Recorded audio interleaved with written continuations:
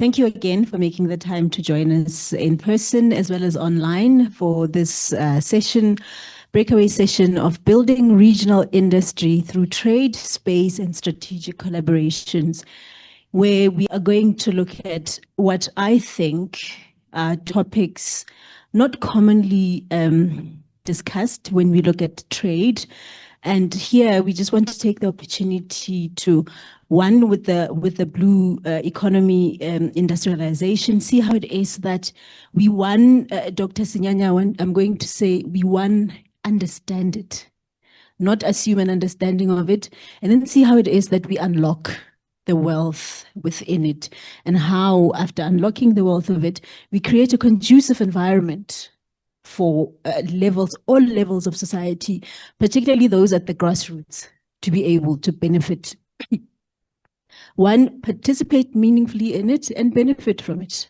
And of course, for the benefit of the country and continent, which is the thing that the AfCFTA looks to do. That's why it was constituted, if you like. And then with the paper from Jens Pedersen, we look at how it is that we strengthen local pharmaceutical production.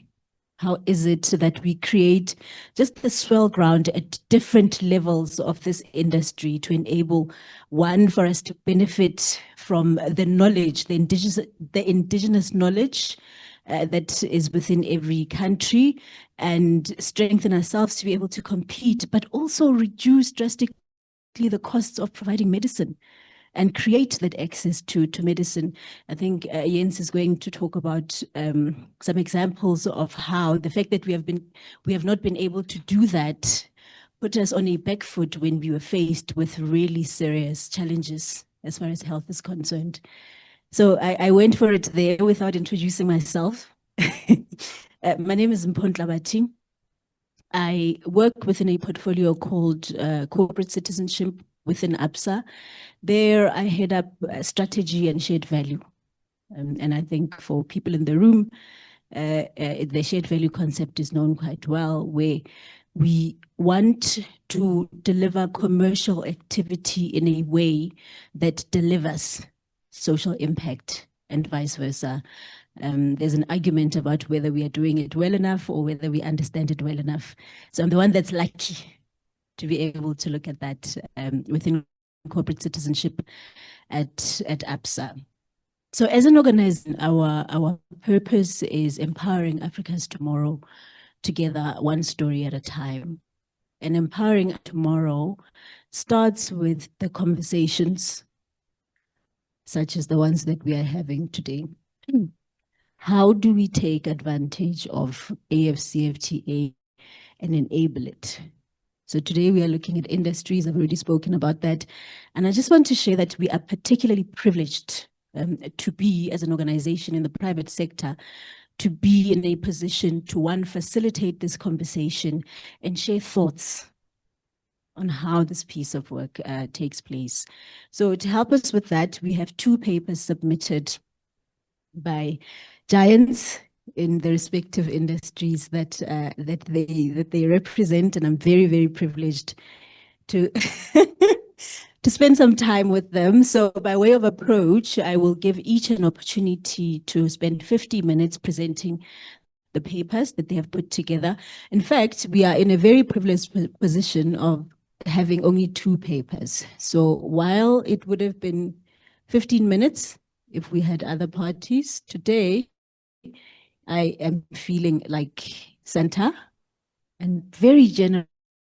And I'll give you 20 minutes each. We will have the presentations one after the other, and then we will open for questions and commentaries. We are going to start with you, Jens Pedersen, with a paper that you put together with Antonia Wellman, looking at pharmaceuticals. Over to you. Good afternoon, everyone. Not forget this thing. Like I said, my name is Jens, and I work as an independent consultant. I've got my own strategy advisory entity based out of Johannesburg, just down the road from here. One of the areas I work a lot in, and I advise both staff within the AfCFTA and the Africa CDC. Both are AU agencies. The Africa Center for Disease Control and Prevention is a public health agency within the African Union, just as AfCFTA is an independent trade agency. Sort of trying to be a little bit catchy or provocative with the title. Hopefully we'll journey it together why you can see it's about trying Africa being allowed and being, I think, bold enough to do what everyone else do. Earlier it was presented in the opening or one of the earlier sessions as to why pharmaceutical manufacturing from an African perspective is important. Parts of it is very self-explanatory, such as the health security angle, which is, again, the experience from COVID-19. From a public health background, the experience of Mpox as well has revealed the exact same dynamics, albeit perhaps at a different scale and different countries, which is why it may not be as known to everyone in the room. But it matters if we want to make sure that we have access. The economic impact, I mean, the pharmaceutical sector is not necessarily a labor-intensive sector. Knowledge concentration is very high compared to other sectors, automotive, agriculture, etc. But it does have significant secondary benefits. Forex, it does create and contribute significantly to a local R&D system, which in South Africa we have a very, very strong R&D system. Our universities are very, very good at this. It also addresses, which is, I think, the mechanical part of what we experienced during the pandemic, is the practicalities of supply chains when they shut down. It wasn't just because it wasn't made here, even though in some cases where there may have been access to let's say, procure products, supply chains were either interrupted. When they restarted, they were incredibly expensive as well. So there's a supply chain element in it as well. And then coming from where I come from, partly, which is a public health and a clinical background, we've always, in access to medicines, favored price as the primary denominator of securing access. The lower the price, the more people we can put on treatment. But I'm challenging that, because what matters just as much, if not more in certain instances, is not how cheaply it's made, but it's where it's made. So some of these global trends that we are seeing is there is a shift, and our previous speaker on one-stop border post kept referring to it having originated in Europe, I think in the 60s or 70s. We looked at that way as well. There is a shift to, let's say, onshore or domesticate, near-shore pharmaceutical and vaccines. I'm talking about the industry as a broadly vaccines, diagnostics, and therapeutics. So please just bear that in mind. I should have said that from the beginning. But what we are seeing is, for example, the European Union are buying up stocks.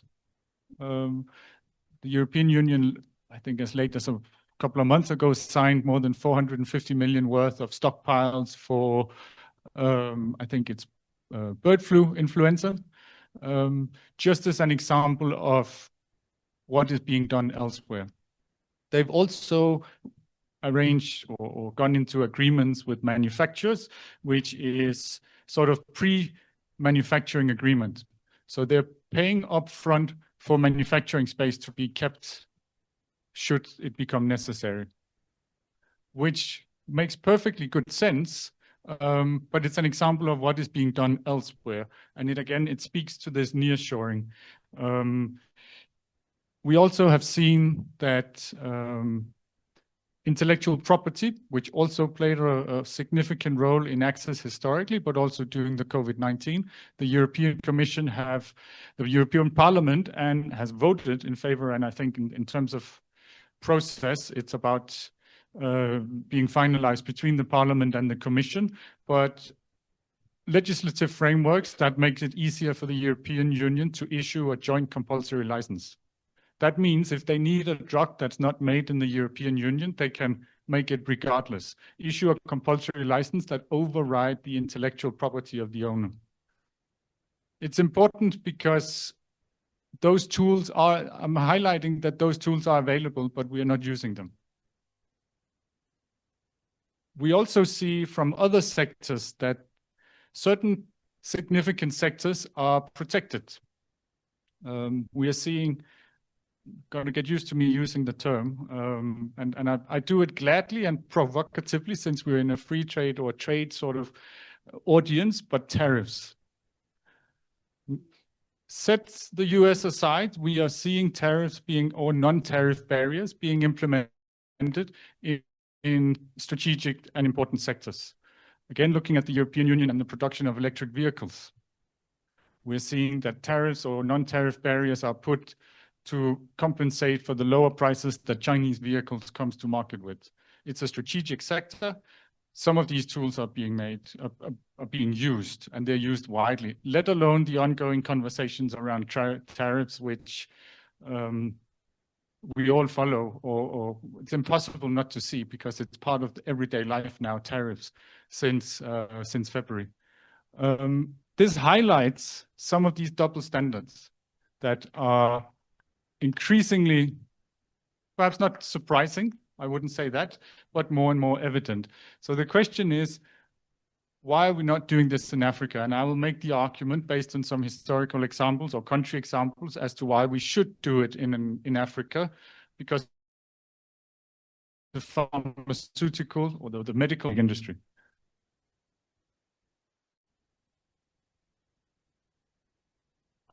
So 3 case studies, Korea, Algeria, and South Africa. Now, I'm going to go through, but essentially, the case studies reveal, I would say, 2 successful and 1 not so successful. Now, I'll give you 10 seconds to make up your mind as to which countries are which, and then we can see if you're right when we go through the presentations as to who is successful and who isn't. Anyways, South Korea. If there's any developmental economist or political scientist among us, you'll know that South Korea is often referred to as a developmental miracle and one that we should mirror ourselves in as Africa. In the 1960s, the GDP income in Korea was the same as it were in many least developed countries, and look at where they are now. That aside, looking specifically at the medical manufacturing, it's even more interesting because it's a country that now has one of the highest quality and innovative sectors when it comes to therapeutics, when it comes to medical devices, and novel medicines as well. And how did they get there? Import substitution has been a crucial tool in South Korea. They issued import bans in cases where products were made domestically. So not blanket import bans, but if we have a product that's made at home, we're going to protect it by limiting import, albeit perhaps cheaper imports.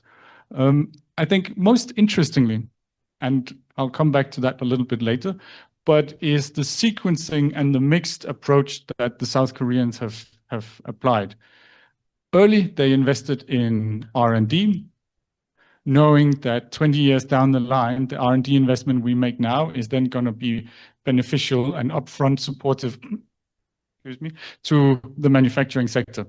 So while at the same time having imports banned, not sitting on hands, making sure that the national industry gets developed, R&D investment in human resources, but doing it in a way where the industry is protected.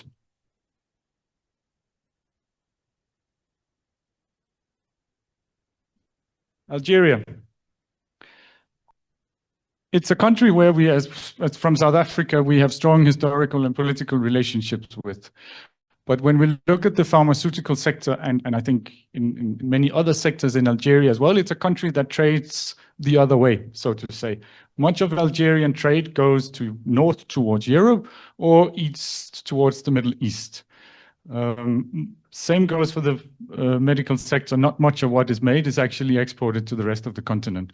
Now, we can mirror ourselves a little bit in Algeria because Algeria has developed and deliberately developed a strong state-owned pharmaceutical structure. we can debate whether that's the right way to do from a South African perspective. We've tried in South Africa. It hasn't quite worked, but it's worked certainly in Algeria. Now, how has it worked? They have allowed for premiums on locally made products in competition with imported products. It's a function of the fact that even historically, as has been the case in the 80s with Algeria and is the case now, we are competing with a market where players are already well established. They reach significant scale and they've lowered their costs, which means price competition is incredibly difficult and tough, which for a new industry is difficult. It's more expensive. Algeria, and we see Ethiopia has now, as one of the most progressive, introduced one of the most aggressive preferential procurement system recently, a couple of months ago, 25% price premium allowed on domestic products to make up for the fact that it's unlikely to, from day one, be at the same cost or the same price as what is imported and made elsewhere. Algeria now covers 60 to 70% of their domestic consumption with locally made products. In South Africa, it's around 40. Egypt, it's 80%. And that, I mean, it hasn't been without challenges. The import bans, of course, comes, as you can figure out, increased cost at the end of the day with the product. So you have to have a minister or the Ministry of Health that is either willing or compensated to make up for that. It can also, which has been the case in some instances in Algeria, result in stockouts. So you got to be willing to make up some of the risks. I mean, I could say we've had stockouts in South Africa regardless. So maybe that's not an excuse not to do it. They've significantly reduced their import bill. And the Algerian market is now the top 3-4 largest pharmaceutical markets or medical markets in South Africa are all about between 4.5 billion, South Africa, Egypt, Algeria, sort of in that range, depending on how you calculate it. It's been a context where international companies were at points excluded. They were brought in at the right time. They were brought in sequentially. If you ask the international companies, Sanofi, Novo Nordisk, they don't like Algeria because it's been very difficult for them to get in. But it's worked for Algeria. Algeria has got now products that are being manufactured by Sanofi in Algeria and exported to France. They've got domestic production of anti-diabetic products, which we don't have anywhere else in Africa. South Africa. So in South Africa, we've got a myriad of different policies and plans from different departments. Now, so it's not for want of trying that we are faced with a different reality in South Africa, which, as I said, domestic consumption is covers about 40% of our pharmaceutical medical consumption. We have, however, a rising trade deficit in medical and pharmaceutical. So it's going in the wrong direction. It's not for want of trying. It is, however, my argument, and again, comparing it with Algeria, comparing it to South Korea, for the lack of sufficiently and adequate strategic coordination and oversight. We know that it's difficult for departments to work together. We call for coordination, but what has been revealed from both Korea and Algeria is that it has to be more than a priority. It has to be made a deliberate, strategic, at the highest level policy process to support. In Algeria, for example, they have their own ministry, independent ministry for medical manufacturing. We don't have that. We've got science and innovation, we've got trade and industry, and then we've got the Ministry of Health.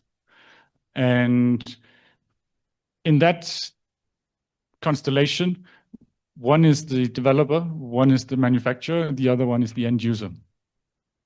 Don't forget, in this particular context, our ministries of health are the consumer. which makes the equation a little bit difficult sometimes, as we saw last year in South Africa when the Ministry of Health ended up buying pentavalent vaccines from India, despite it being made locally by BioVac, albeit at a much, much higher price. So the point of making it a strategic priority early enough is to say for the various ministries, okay, Jens, at the 2027, end of 27, you're going to have this product ready. We know you're going to be at a price. But if we do the work early enough, even though there's a premium of maybe 20%, we can already now calculate that those 20% that the Ministry of Health is paying is actually offset earlier in the value chain or in the development phase. So as opposed to what looks like a 20% premium for the Ministry of Health, may be a 5% premium if we look at the total cost in terms of development, if we look at what we're actually saving, if we look at what we're adding to a local economy. So it's not enough to have supportive policies. It has to be strongly, strongly coordinated at the highest level of government, and it has to be made a strategic priority.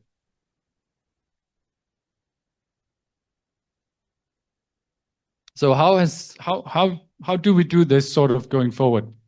There has to be a balance between push and pull factors. Now, the sort of push factors are what is done very upstream, early in the development phase. We attract R&D, we attract skills, we develop that, et cetera, et cetera. And we often see that being done. That's, to be provocative, that's the easy part. The difficult part is to have the political ability, the fiscal ability as well, to do some of the pull factors, the more market-related interventions, such as accepting higher premiums, such as issuing perhaps early in the stages procurement and volume guarantees to certain manufacturers. It's an industry that is heavily reliant on capex. Capex in the pharmaceutical manufacture can be very high, so there needs to be some upfront payments. It's difficult to have rolling over sort of payments where you only get paid 3 years later. With the high capex of developing a value chain for pharmaceutical manufacturing, that doesn't fly. So you have to be willing to have some early payments in the form of volume guarantees or otherwise similar. I would argue that you as well, as Korea and Algeria did, will have to have targeted tariffs.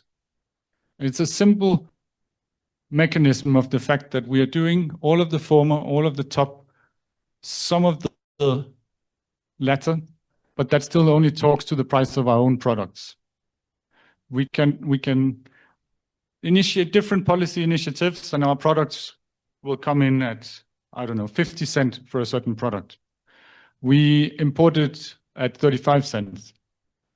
We're still not there. We got to make the other products more expensive in order to be able to compete at a certain point in time.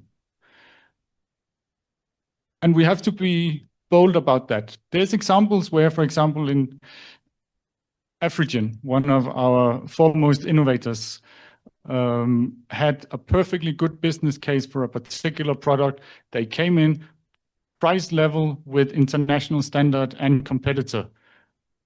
And the business case was ready to kick off, only to realize that what was a high room for margin in the international producer meant that they just lowered their price commensurately. So there goes the South African business case. I'm making that argument to say we've got to be willing to make the competing products more expensive. It's not enough to make our own cheaper.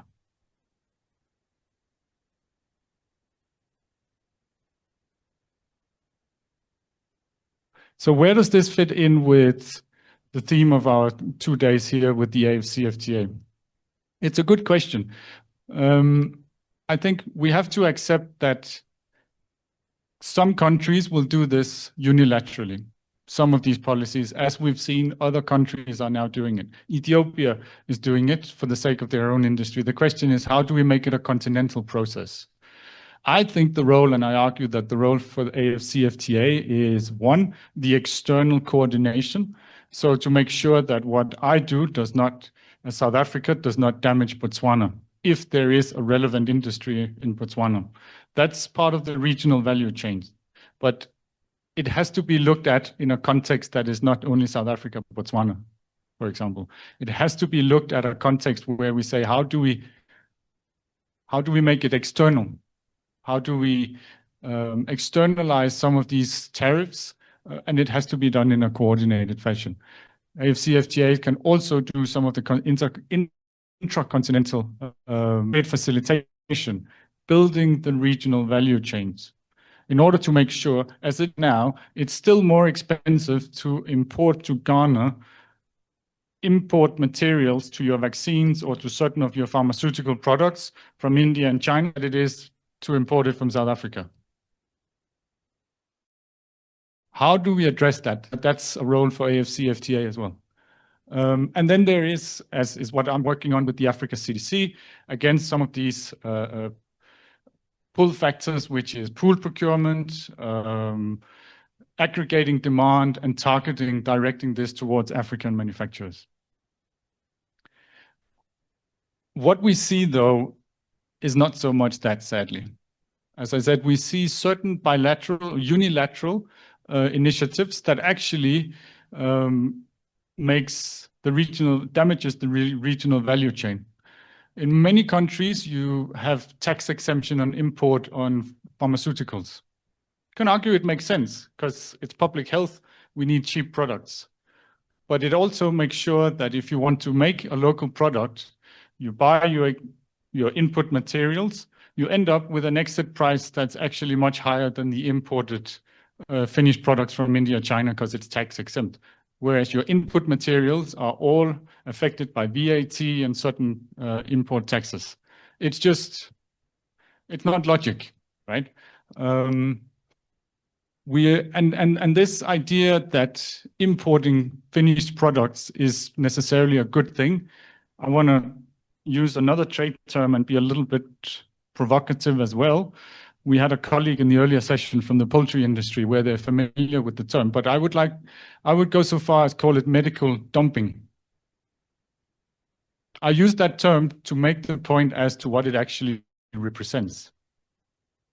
We don't let that happen with our poultry. We don't let that happen with automotives, as we see EU doing with Chinese electric vehicles, right? And so I'm using the term deliberate to make the point of what competition are we up against. Regulatory barriers is also a significant cost. Africa CDC and others out in NIPAD are working on harmonizing regulatory processes for African-made products. So what should we do? This is my humble sort of suggestion towards that, which is to say we need some harmonized external tariffs or NTBs as a continent.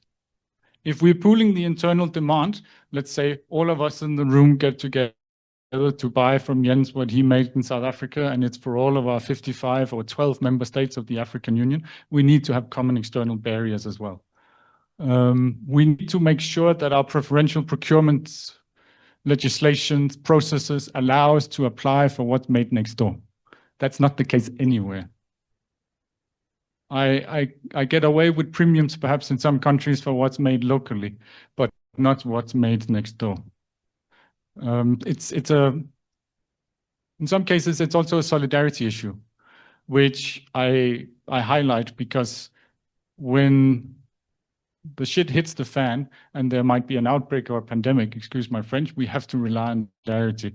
So if there is a manufacturing capability next door in Botswana or Zimbabwe, if we haven't supported that as South Africa, we're not going to benefit from it. We need to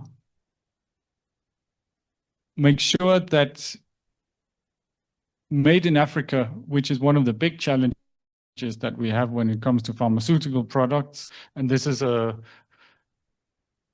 could call it a branding exercise, but there is a disbelief that what's made in Africa is not as good as what is made elsewhere. I mean, it's not an elephant in the room, it's well established, but we have to accept that it's a reality. Part of that speaks to, if we improve our regulatory quality, we will have We will know that what gets through the net is good enough. It's also about accepting that what gets approved in South Africa, where we've got a very high-level regulator, is actually good enough somewhere else. At the moment, that's not the case. I have to apply for my product in South Africa, in Zimbabwe, in Algeria, etc., etc.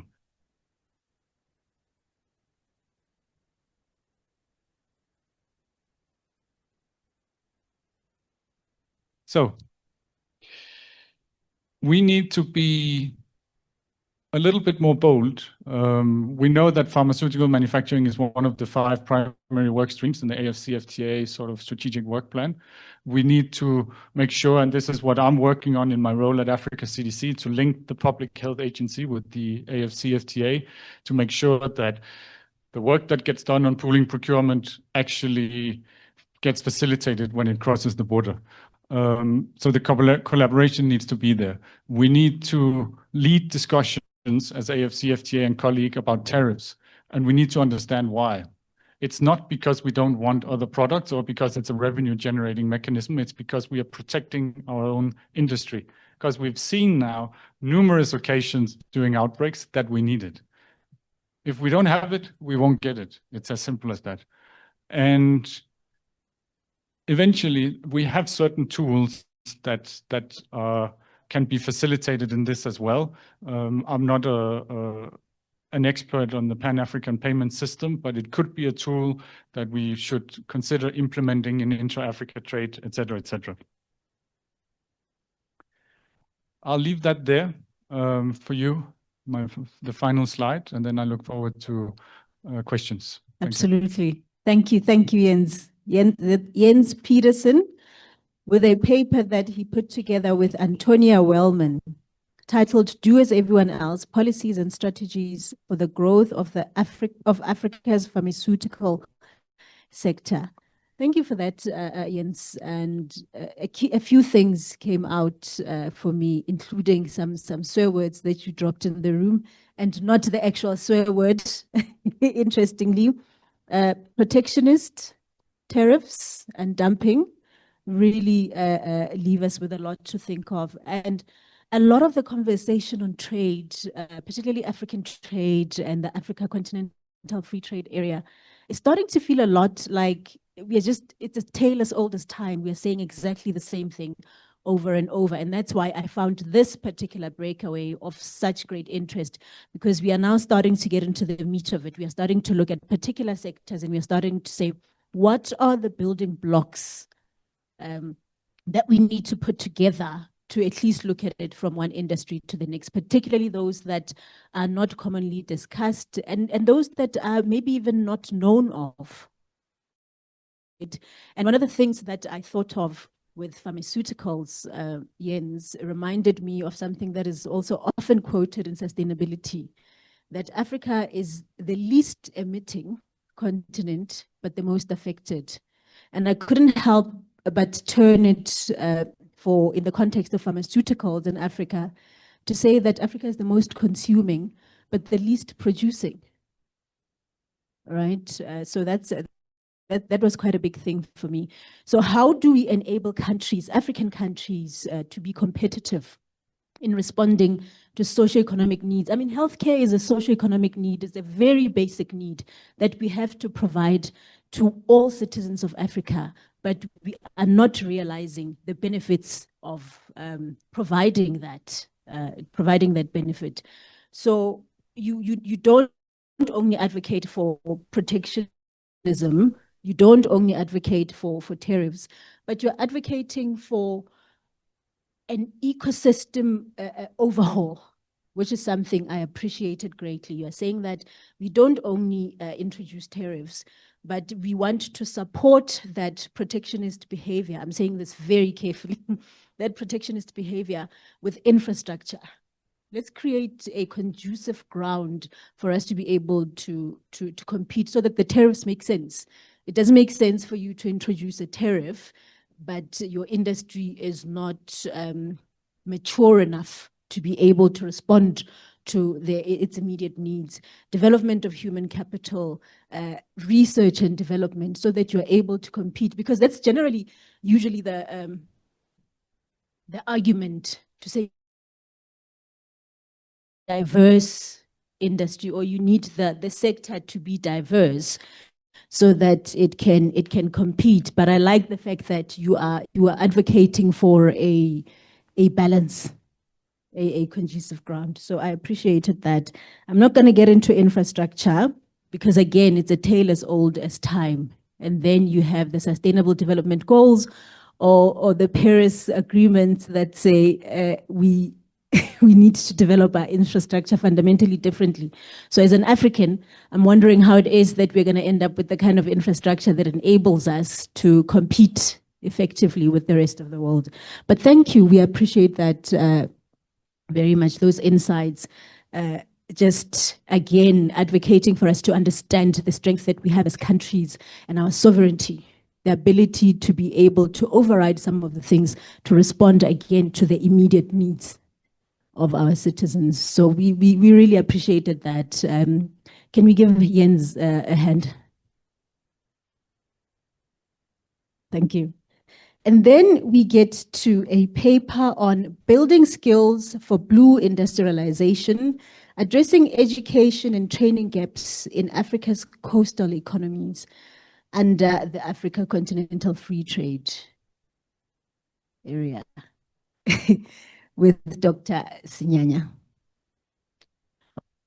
Thank you very much, Mpho. Let me test drive. Okay, we're good. Are we good? Good. All right. Hi, everybody. My name is Dr. Kolisa Yola Sinyanya, and I have a PhD in oceanography from the University of Cape Town in South Africa, but now I've turned an entrepreneur. And today I'll basically be talking about building skills for blue industrialization. That's a tongue twister for me. And this paper, it's the first time we are talking about this paper. So when I became a businesswoman, all of a sudden, and formulated or registered this company, Umlazi, Scientific Communications and STEM Research, which is a research and ocean consulting firm, we encountered a lot of problems related to education. And so the company currently does a lot of research support, especially for masters and PhD and researchers in general. And so this drove us towards our love, which is the love of the ocean. I mean, I'm an ocean scientist, and we had to marry this with building skills, and not just any skills, but research-related skills that can grow the marine spaces and just education around that. And so the reason why this matters to me and to the company itself, and it should matter to the rest of you as well, is that this creates an opportunity for industrial development. As we know currently, when it comes to the blue economy, and first and foremost, the blue economy is not very well understood, even by us scientists, because we focus on the science. The blue economy is the economic side of things. It's the monetarized side of the ocean, or rather the marine space in general. And so when we create these opportunities, we tend to forget about some parts of the planet. And these include the rural parts, the coastal rural areas that are part of this development, this industrial development, and they create an economy of themselves. I mean, for themselves, they have an economy, but for some reason, when we talk about the blue economy, we exclude these communities. And so this is why this is so important to talk about. I want to go around the world talking about this. So when we talk about coastal marginalization in the African context, we're talking about these communities. that I have spoken about. And one of the things that we see that is lacking and propels this exclusion is that the communities themselves are not educated about how they should be part of the bigger picture, how they should connect with the economy. So that's what we want to introduce. In fact, we are already on a vehicle to introduce this type of education to these communities. And therefore, there's a huge disconnect between the ocean science, which is my field, the policy making, and these communities. And in most cases, we would look at this and think, how do these connect? The science informs the policy. We as scientists are the ones who draw up policies. We have to come up with ways to make the policymakers understand what we are doing in the laboratories, in our codes, in our data assessments. The policymakers have to understand what we are doing, and most times they don't, even when we try to explain these things to them. However, the community is dependent on these policymakers to be able to implement anything that has to do with their own economies and their communities. So this disconnect, we are trying to work against, that it continues being disconnected.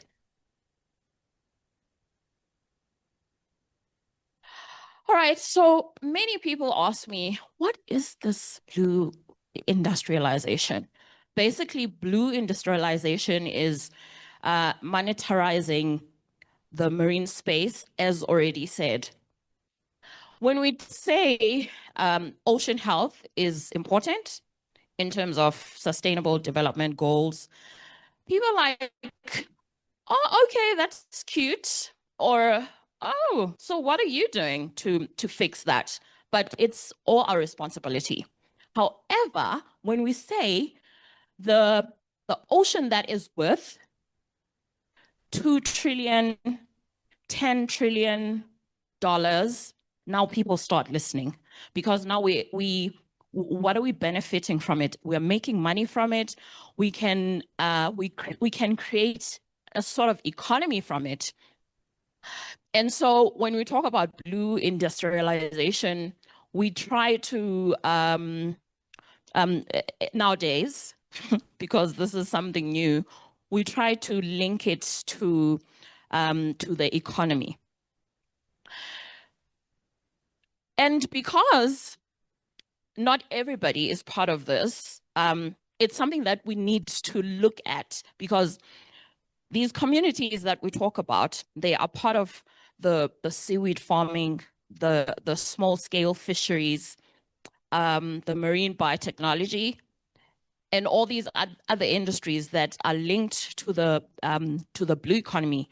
But for some reason, we look at them and we think they don't participate or even have any significance when it comes to the economy.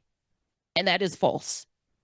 If maybe you didn't know about the blue economy, please look it up today and find out how you should be benefiting and how you can play a role as an individual.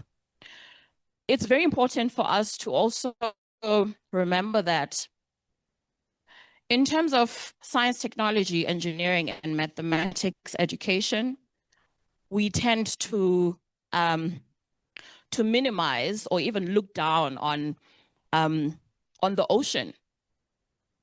In my field, oceanography, we don't have many people who are interested in studies that have to do with that is out there. It's very few people, especially people from rural areas. And it's not because they do not know about, I mean, they do not want to be part of it. It's because they do not know about it. And so it's very beneficial for us to go around talking about this, and not just talk about it, but when we talk about it, we propel implementation.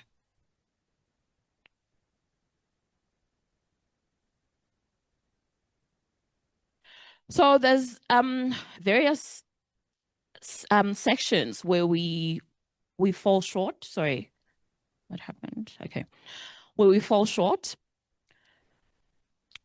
And as I'm emphasizing, education is the most important part of it, because if the youth, the women, and the rural communities do not know about what is happening out there, then we should forget about any business prospects coming from any economy that has to do with the ocean, especially in the regions that I'm talking about. And this is not just in Africa, this is something that is global. If you travel around the world, you will see the same pattern. The rural communities that are surrounding those coastal communities have the same patterns.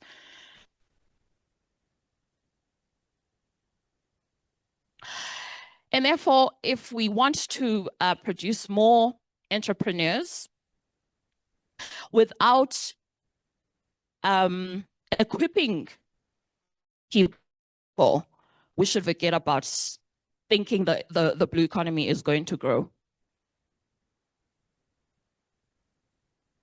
We see that the coastal regions behind, I have a perfect example in the Eastern Cape, where I come from. I come from Tata in the Eastern Cape, and there's a region there around Port St. John's. We call that area the Wild Coast. They have all the resources around there, but there's problems with marine protected areas where they can't even do anything around there because of top-down policies, where they are told you cannot fish here, you cannot do farming here, seaweed farming, for example, you cannot do any extracurricular activities here. And those impact the people's lives, because most of these communities that are around there have been there since the beginning of time, if I can put it like that.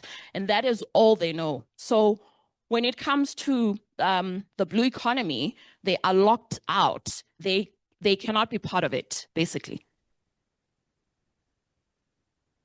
So when we say the blue economy is definitely not for all, we are talking about these barriers that women and girls face double barriers.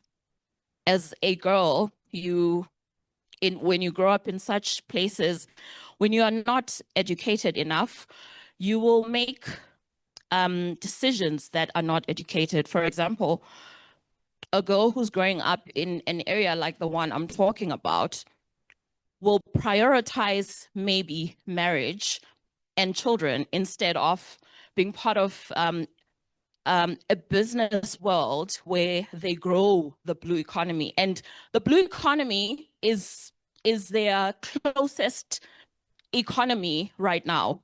In fact, all the time. So the cultural norms are also part of the logistics that take part in this. I'll make an example where we'll talk about that as a Black person, you're not allowed to go to the ocean, for example, when there's a certain thing that is happening. These are cultural norms that we're talking about. We'll talk about some people are not allowed to swim because maybe this person is a twin, or if you have certain ancestors, you cannot do certain things in the ocean. These are the social norms that and the cultural norms that we're talking about that can influence a lack of a person being interested in the blue economy, or even becoming a scientist, because in my field, this is something that I've seen over and over again, where people don't want to take part in ocean science related work because maybe back home I'm not allowed to do certain things. So lack of gender responsive education and training, where in some cases, say for example, when we're going to sea, and seagoers, they're only looking for men. They don't want women because there'll be things like women wear short skirts. If women are at sea, there'll be a lot of promiscuity on the ship. It's a numerous number of excuses just to make women and girls not be part of those spaces.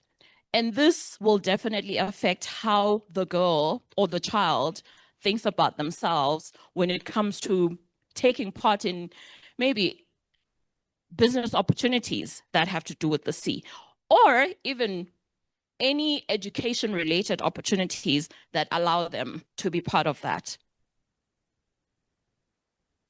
So empowering women is essential for inclusive ocean economies, because we know that this is a very common saying. When you educate a woman, you educate a community or something like that.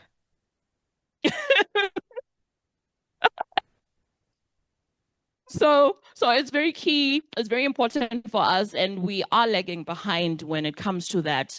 Youth and children are not getting the education, and as people who are on the ground, who are working in the ocean economy and the blue economy spaces, this is something that we see every day. It's very evident. And if you're here and you think you can open spaces for women and children in the blue economy, please take it upon yourself to do that. It's very, very important. And as I said earlier, when it comes to ocean literacy, the connection between science, policy, and community are very important, as science informs policy and policy informs what the community does.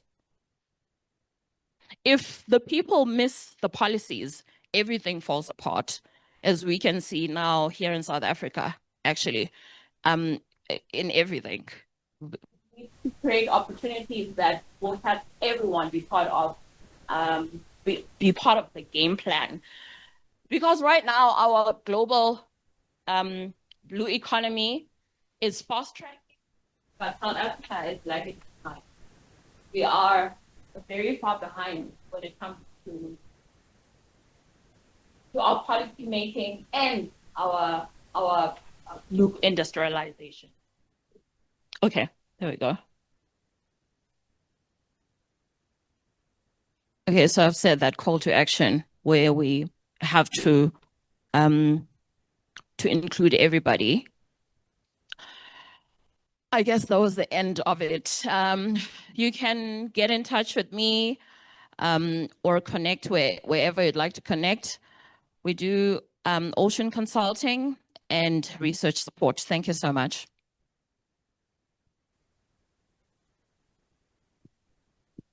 I think I'm going to have to use this mic. Thank you for that. Thank you for the round of applause for Dr. Sinyanya for that eloquent delivery of a very little known of, of a paper on a very little known of topic, blue industrialization, taking advantage of the blue economy, but including the grassroots. I must say, you really got me when you started talking about youth and women. All right, the contingent of the continent's population, and they are not at the moment participating in a manner that is commensurate to the population that they make up. So I always appreciate it when advocations for economic growth are inclusive and they are considerate of those two groups of people. So a few things came out, and we are going to open for questions and answers. This is not about me, but just a few observations that I made that I would like to put in the room before we open for Q&A. The limited understanding of the blue economy, even at policy level, I think for me that's not a small thing. And maybe let me just start by saying, from your research alone, although you only focused on skills development and enablement at an educational level, I suppose, to benefit from this economy, it sounded a lot like what Professor Soko, my lecturer, calls a sick problem. And I think a lot of people know it here. It's a challenge at so many levels. It touches on a lot of aspects, just as we go about life. So that was quite interesting for me, including the cultural norms that keep people away from even looking at this as a scope of participation in the economy. It also felt a lot. It reminded me a lot of the thing we talk about when we talk about the agricultural economy, all right? And when you started talking about women, I mean, I'm sure these geographies that you are talking about, really recognizing it and benefiting from it from a subsistence level. I'm sure they eat the fish, right? I'm sure they excess. And that's what we had to do with agriculture. We had to move from the point of having a piece of land in your yard where you plant vegetables for subsistence or to be able to eat, and then go to the point of a cooperative, perhaps, or being offered land where you could now enter into it commercially and grow and be a sustainable business. So I'm wondering if those are things that are being explored. And for our benefit, I was wondering if there were examples, after the questions here, examples of where what you are advocating for has worked in other geographies, outside of the African continent. Is there a value, that's the second question, is there a value that we have attached to the blue economy? Yeah, of what it is really that we are losing by not treating this as urgent or not accelerating it. For me, those are the things that came out. But yes, we have reached the very exciting point, other than hearing from the presenters, we have reached the point where we take your questions and comments on the topics. I think we have about 15 minutes that we can use to 11 minutes that we can use to field questions and take your commentary. Right. So I've noted one. Okay. Let's see if we have time on our side. Right. Perfect. You go first, ma'am. Thanks very much. Alex from Germany Invest. I've got a few questions. Jens, I've got two for you. You were saying I'm being audacious, or I'm being cheeky, basically. I'm going to do the same to you. During the pandemic, we were given the go ahead for certain factories to try and create our own COVID vaccines. Why do you think that failed, just as an expert? And then the second question to you is, why do you think that the South African government is not increasing price on imported medicines? Because to me, it seems like a no-brainer, but yeah, anyway.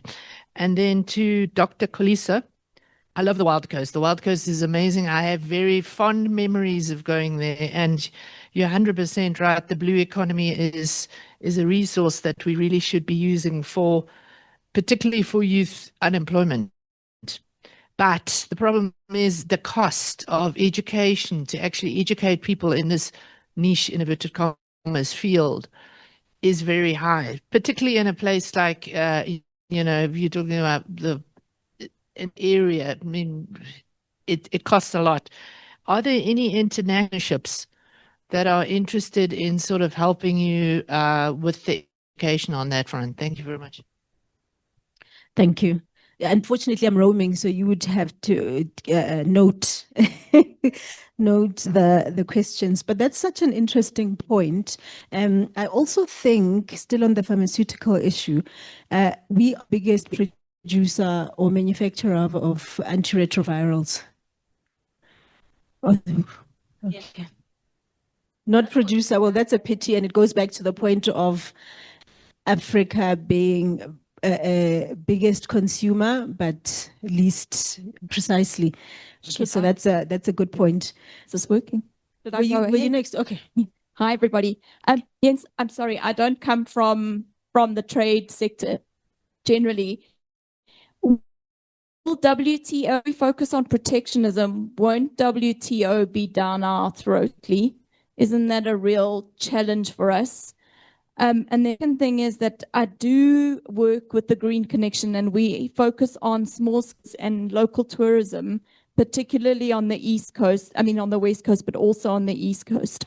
And I would say in South Africa, some of our real challenges for scale fishers who are actually small scale business owners is within South Africa. So currently there's a quota system that limits the amount of fish they can catch, and there are challenges with the way the quota system is unfairly sorted out. The other thing is that we do have a South African draft policy on blue economy and industrialization, but it's very problematic. So what is in the plans for South Africa's blue economy is actually focusing on oil and gas exploration around our coast. And that will destroy the small scale businesses that are there and the opportunities that are there. And so I think we need to be really careful about policy coherence and thinking about sustainability for the long term, and also not undermining and saying there aren't businesses there. There are people that make a living. And I think we need to be quite conscious about those people. Yeah. Thank you for that. It goes back to the question of, have we valued the blue economy to a point where when advocacy starts for policies such as focusing on oil and gas, you can quickly say no, but you're killing something here and it's worth this much. How do you find a way of coexisting? So that's a great point. Thank you. My name is Sipati Mangadi from Strategic Smart Solutions. And my comment is a comment to Doctor first. In my erstwhile position in the SEZ, actually, I've experienced exactly what you're talking about with the Saldanha Bay, with the Saldanha SEZ, which is focused on building and repairing of big ships. And when you look at what that whole SEZ is supposed to do for the region, then it was a challenge of, but the actual people in that area, how do they interact with such an initiative? And it is actually very far removed from what they are capable of doing. And I will borrow from what Jens had, which is, as you do policies, you need to put initiatives. We need to put initiatives in place that ensure that that policy, as it matures, people are able to participate. If we knew we want to do big ships building and repairing in that area, who are we training in that area to participate in that? That's just a comment on that. On pharmaceuticals, we must talk, me and you. We are responsible, we're mandated to develop a cluster of pharmaceuticals in the OR Tambo SEZ. And these challenges that the stuff you spoke about are exactly the challenges that I find with local participants who I'm trying to attract to come into that space. It's a pity that some of the colleagues in government, I'm no more in government, I still call them my colleagues, but David, are not here to hear this. You spoke about things like the silo approach. You implied a silo approach that in Algeria you are going to find that there's a ministry concentrating on this. Here you have I've identified at least 4 different departments, and they all have very diverse interests in this, and they contradict each other. So it becomes a problem. You also have, I'm finishing, my dear, very soon. You talk of premium price, and I'm thinking we are not daring enough, at least not in this country, to take such decisions and say we will be willing to pay a premium price for just to develop the local market in that space. And lastly, from my side, also, can't see my eyes now. The off-take agreements. It's something that I find everybody is saying to me, we need off-take agreements from health for us to do this. And all these things become deliberate. They don't enable the sector. They actually are a problem in the sector. So, yeah. Thank you for that. It takes me back to a point that that Jens made in his presentation, the country's intentionality with strategic sectors, both pharmaceuticals, oil and gas, and the blue economy. How do they coexist, and what is the country's stance on each, and how does it enable them? Thank you. My name is Njabulo Khatebe. I am an honors student in finance, and I'm here in my capacity as the head of National Infrastructure Development, part of an organization called the National Executive Economic Collective. I have two questions, one for each of you. First for Jens. USAID cut 83% of its programs in Africa at the start of the year. So my question to you is, how can different sovereignties prepare for this? How can AfCFTA make it easier? Then my second question is for you, Doc, and it touches a bit on what Gail said in a previous question. How does the research within the blue industrialization impact business? So, for example, the role that research played in stopping Shell in 2014 when they were wanting to conduct seismic surveys for oil and gas exploration off the Wild Coast. I think we've taken 4 questions now. Perhaps let's give you an opportunity to respond to them before we take the rest. I think we have another 6 still. 1, 2, 3.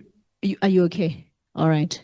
Do we only have 2 left with those and to answer? It's interesting. It's 4 individuals who have asked questions, but I think you each have a good 6 to 8 questions. It's going to be a very interesting Q&A for us.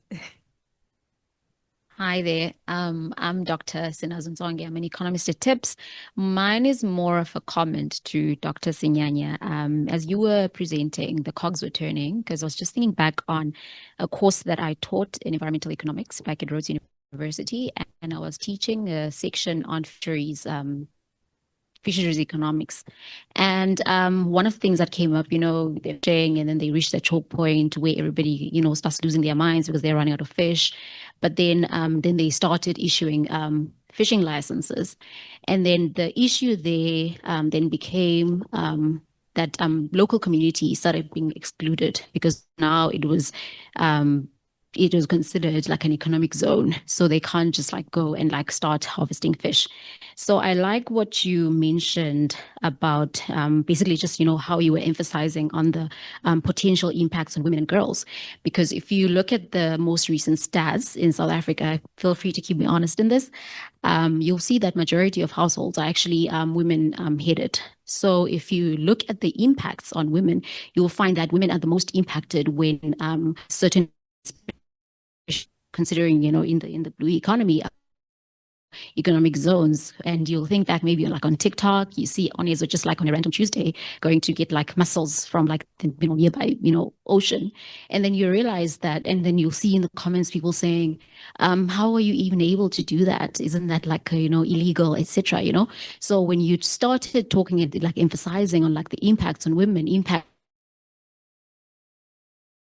on girls, the possibility of actually, educating local communities, especially when you mention TVETs, because TVETs are often seen as fallback plans. So when, they start issuing fishing licenses and saying that local communities can no longer just go and harvest fish on a random Tuesday, then now we can say, how can we now use TVETs as a strategy for us to now include local communities, new blue economic zone that, we trying to establish. So I thought it was a very fantastic presentation, and I'm sorry I wasn't here for the pharmaceutical presentation, but I knew it was fantastic. Thank you.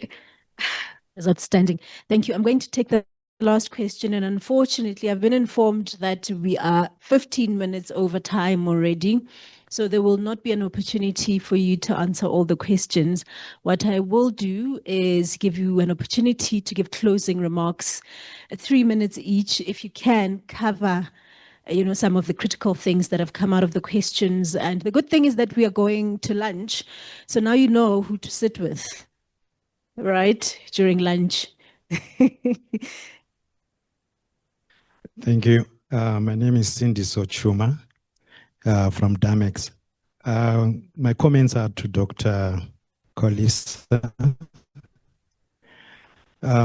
Can there be any harnessing of the corporate social responsibility contributions of the corporates working at the coastal areas in providing the necessary resources for education and training of entrepreneurial skills to coastal communities? And then the last one is, are there any studies done on changing the usual industry of fishing to using or harnessing the waves on the coastal areas to producing electricity, or using specialized floating panels to generate power and benefit the communities on the coasts? Thank you. Thank you. It's really interesting, the presentation, especially on blue economy, because you think about, I work with artisanal small-scale mining communities, and there is this, should I call it, they move very smoothly between agricultural activities, fishing activities, and then mining activities, depending on where they are. And one of the things that I encounter most of the time is the issue of professionalization of these activities. It's interesting that my brother there talked about CSR activities, but actually there is this whole system of local content in most of our communities. How does policies, you're talking about South Africa, but now we're talking about the African continental free trade area issue, and how the protocol can actually be used to harness inclusive participation in our economies. How can we, or what is your advice on professionalizing blue economy, and how can we actually take that into other sectors that are being promoted by local communities? Thank you. It's called shared value. When you undertake your commercial activity or core activities in such a way that it benefits or creates social impact, particularly of the areas around you, it is important for you as a business that they survive, because that's where your own survival comes from. But Jens, your closing remarks, and then we'll go straight to Dr. Sinyanya. Thanks very much. Quickly, the COVID-19 arrangements didn't work because they came too late. Demand is informed by time as well as price. And that's why the countries with the latest arrivals of vaccines had the lowest vaccination rates. If you want it when you can't get it, you're not going to want it when you get it. That goes for many products. I don't think it's different with vaccines. On WTO, I think on the IP, there are space in there, such as some of the TRIPS flexibilities on IP. On tariffs, it's a different story, but that's also why I sort of hinted in the title of the paper of saying do as everyone else, because not everyone is adhering by WTO standard. And I think in as much as our foreign policy in South Africa is very much anchored in international law, we have to be a little bit selectively applicable when it comes to that. The USAID issue is a very pertinent question. It affects everything in public health much more than and production. There's no easy way out of it. actor that's going to be able to fill that void that has been created in financial terms. Remember, it's not just USAID, it's the CDC, it's PEPFAR, it's a multitude of different programs which have been affected. There's not going to be an easy solution to it. The money, the extra money allocated by Treasury to the Department of Health is a fig leaf. It's nowhere near enough. So you're going to have to come up, the government will have to come up with some innovative ways of addressing the service delivery void that's going to be from it. But there's no easy answer to it. Thank you so much. During my presentation, I thought I was rambling. So thank you everyone for the feedback.